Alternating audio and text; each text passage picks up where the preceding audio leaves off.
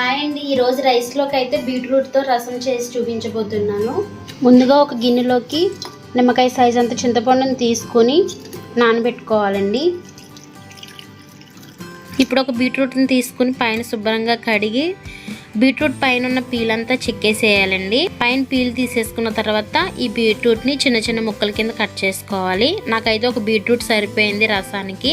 ఈ బీట్రూట్ రసం అయితే వేడివేడి అన్నంలో వేసుకుని తింటే చాలా టేస్ట్గా ఉంటుందండి. మనం బీట్రూట్తో ఎన్నో రకాలు చేసుకుంటూ ఉంటాము, కానీ చాలా మంది బీట్రూట్ తినడానికి ఇష్టపడని వారు కూడా ఉన్నారు. కానీ ఒక్కసారి ఈ విధంగా బీట్రూట్ రసం తయారు చేస్తే చాలా టేస్ట్గా ఉంటుంది. అలాగే ఇప్పుడు చిన్న మిక్సీ జార్ తీసుకుని దానిలో 1 టేబుల్ స్పూన్ ధనియాలు, 1/2 టేబుల్ స్పూన్ మిరియాలు, 1/2 టేబుల్ స్పూన్ జీలకర్ర, 1/2 టేబుల్ స్పూన్ మెంతులు వేసుకుని బాగా మెత్తని పౌడర్లా చేసుకోవాలి.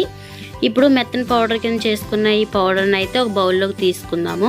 అదే మిక్సీ జార్లో కట్ చేసుకుని పక్కన పెట్టుకున్న బీట్రూట్ ముక్కలను వేసుకుని దీంట్లోనే కొన్ని వాటర్ పోసి మెత్తగా పేస్ట్ కింద చేసుకోవాలండి. మెత్తగా పేస్ట్ కింద చేసుకున్న ఈ బీట్రూట్ పేస్ట్ని ఒక బౌల్లోకి స్ట్రైనర్తో వడకట్టుకోవాలి. ముందుగా నానబెట్టుకున్న చింతపండుతో పాటు ఒక టమాటాను తీసుకుని శుభ్రంగా కడిగి స్మాష్ చేసుకోవాలండి. ఈ చింతపండు టమాటాని బాగా స్మాష్ చేసిన తర్వాత ఈ గుజ్జునైతే మనం బీట్రూట్ రసంలో వేసుకోవాలి. బీట్రూట్ రసానికి తాలింపు వేసుకోవడానికి ఇప్పుడు స్టవ్ ఆన్ చేసుకుని ఒక బాండీ పెట్టుకుని దాంట్లో 1 టేబుల్ స్పూన్ ఆయిల్ వేసుకోవాలి. 3 వెల్లుల్లి రేకలను దంచుకుని వేసుకోవాలండి అదే ఆయిల్లో. అలాగే 1/2 టేబుల్ స్పూన్ జీలకర్ర, 1/2 టేబుల్ స్పూన్ ఆవాలు, 1/2 టేబుల్ స్పూన్ మెంతులు వేసుకుని వేయించుకోవాలి. ఇవి కొంచెం లైట్ గా వేగిన తర్వాత 2 ఎండుమిర్చిని ముక్కల కింద కట్ చేసుకుని వేసుకోవాలి. ఒక కరివేపాకుని రెమ్మ కింద తీసుకుని వేసుకోవాలి.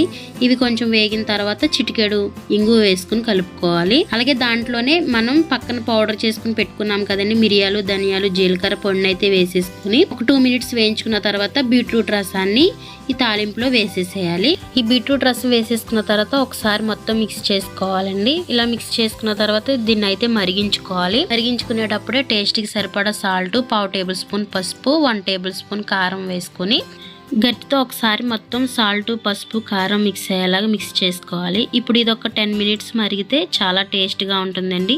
అంతేనండి, టమాటా రసం అయితే రెడీ అయిపోయింది.